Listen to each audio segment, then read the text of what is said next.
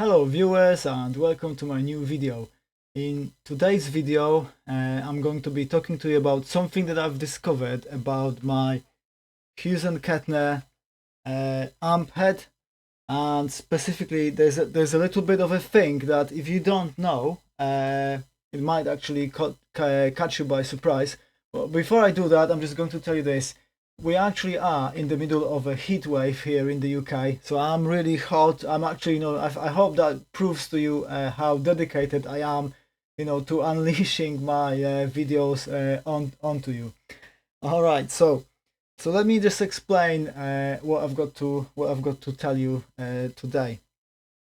So effectively, on the Hughes Kettner amp, you can basically set a number of presets, so you can set your own presets to your own liking, everything, including the delay, all the effects, everything basically from clean channel to distorted channel and everything in between. Okay, now I have been playing for a very long time using the red box functionality, which is effectively you can switch that at the back of the amp, and it allows you to connect the amp directly to your audio interface via an XLR cable. Okay, so when you do that, effectively you can record, and that's how I've recorded my album, and that's how I record things at this moment in time at home. I've got my home studio set up and I go directly through the red box. No need for a speaker cabinet. Okay. However, I've brought one here with me today, so just I can demonstrate to you what the issue. I suppose it's not really an issue, but if you don't know, it's tricky to figure out at first. And to be honest, whilst I actually consider the instruction manual from Hughes Kettner to be a very good instruction manual, I don't believe that it actually covers this particular aspect of the amp. Okay, so so let me get to this. So at the moment, I'm connected through the red box. I'm just going to switch the play mode on my amp, and I'm on bank 27, channel 1, just to kind of have something here so I can actually demonstrate to you what I'm doing. So let me just set this up first, and I'm just going to play you what I've got here. Okay, so I'm starting from a clean channel here, so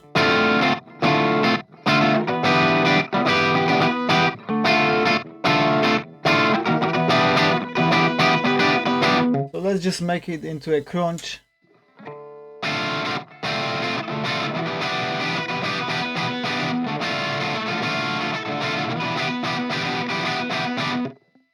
Maybe go to the lead.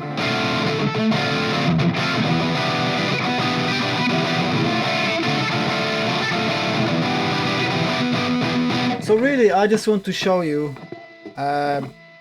what actually happens, so I'm not gonna go into any crazy settings or anything, but let me just store this channel now.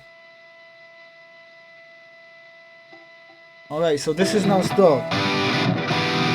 Let's change it back to the clean.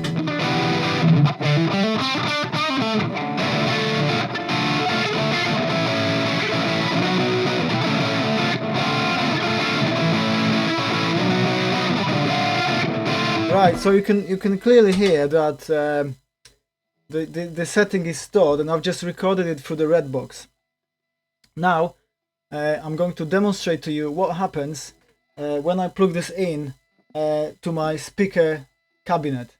Okay, so let me demonstrate you this now. So I'm currently on factory made preset, channel 1, preset 1, effectively bank 1, sorry, preset number 1. So let me just play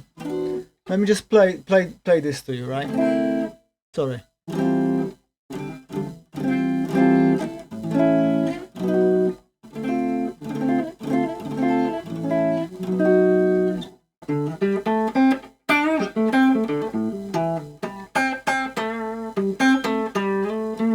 So you can clearly hear that this sound coming through from from the actual speaker cabinet. Now let me switch to the actual setting, to the preset that I've just made a minute ago using the red box. So let me go back. This is again Bank 27 preset number 1.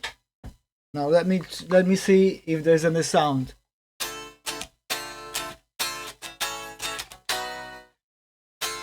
No sound coming through, right?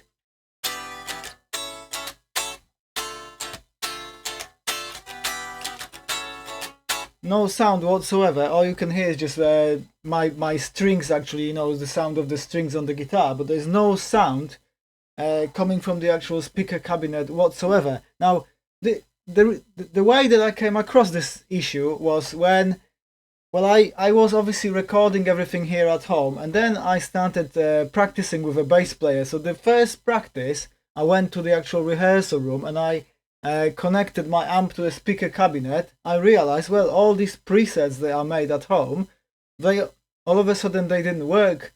So I kind of assumed that there was something wrong with the amp, and the amp was broken, you know, and something wasn't working quite right.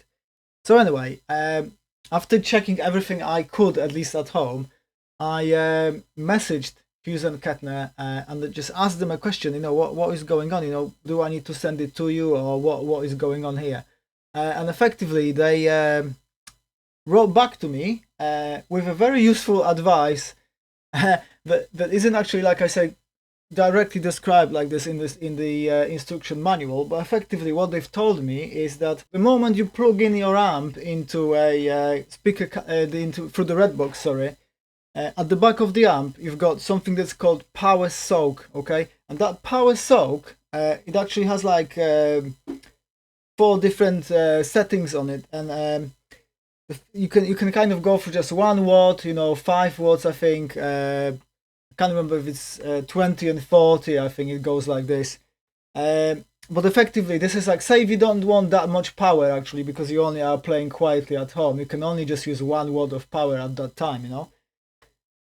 However, what I didn't realize was that when you start using the red box functionality, it goes into a sort of like no speaker mode, and therefore on the power soak option, and effectively what it causes is that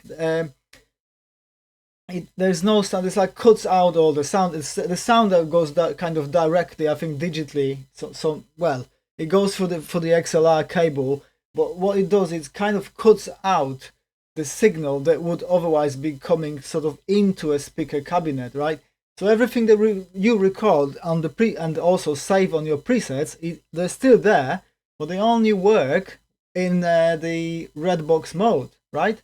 So when you say you plug this in on stage, and all of a sudden you want to use your presets, they'll just be silent, you know, if you've set them up like this. So a solution that I've figured out how to do it, if you don't want to use your speaker cabinet at home like me, because you only have a very small studio, so the way to do it is actually, what you've got to do is you need to change, whilst you are in your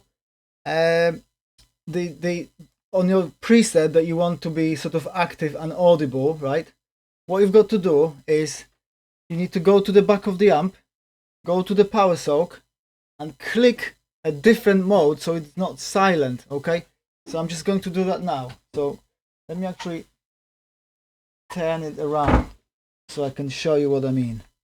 Right, so you can see here at the back of the amp, all right, that this is currently in like a no speaker mode, right? So say if I click on 1 watt,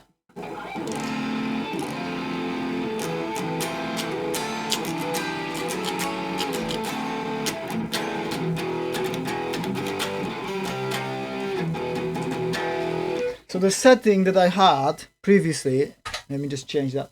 So the setting that I had previously set on here, right? It does work, but you've got to switch it. Like, so if I go back, switch it to an actual power soak setting that has some sound on it. All right, and then you can save it. So let me just do that. So I'll show you. Just put that back there. just show you now. So in order to store that setting now, you've got to store it again on the same channel. So effectively you need to press store until it flashes. When it flashes, it stores it.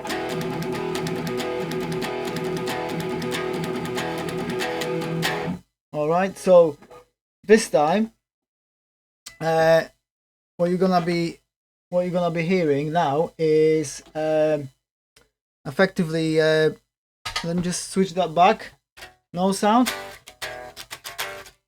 and then back to the preset I've just saved.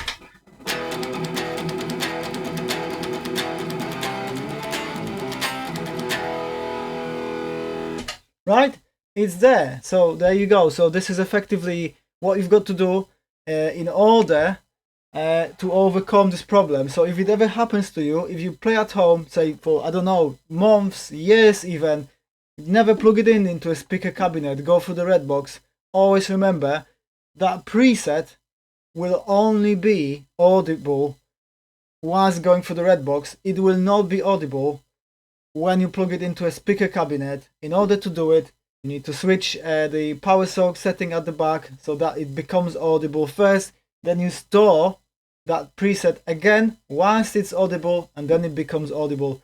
And actually, to be honest, I'll tell you something, it's audible on both at that time. It's audible through the speaker cabinet and through the red box at the same time. But you know, it might sound a little bit like a you know, pain in the backside, but it's a very quick exercise. Only takes a second, you know, to press that store button and to change that power sock setting. But effectively, that is it. So if you've ever come across this and perhaps you don't know how to solve this, well, this is the way to do it. So thanks very much for watching today, and please subscribe and give this video a like if it's helped you in any way. And I'll see you in my next video.